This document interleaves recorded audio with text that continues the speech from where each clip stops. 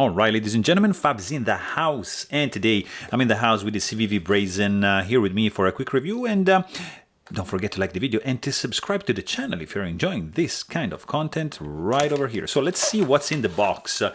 Classic white box with these informations from Civivi, and you got a pouch, zippered, with a couple of stickers, a leaflet. You've got, of course, microfiber cloth, and of course you've got your knife, and on inside you have this velvety thing, which is pretty good.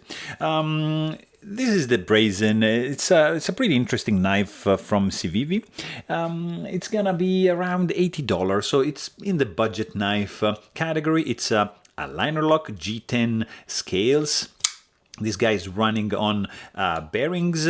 It's a very cool one, guys. It's I'm in the search for like a decent budget knife, and yeah, I think this guy is it's probably the one, because I mean, it's the budget is, yeah, it's not that, it's contained, it's not that crazy, you're not gonna break the bank.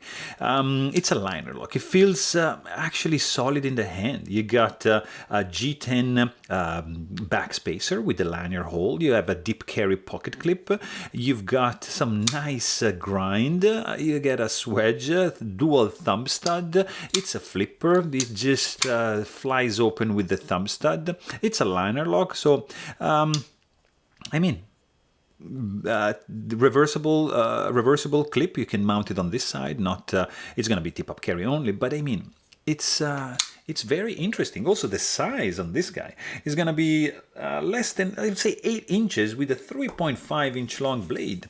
Handle is going to be like 4.5 inches. So it's a very, very nice handle to blade ratio. Very, very good looking. The sound also, it's snappy. Really good.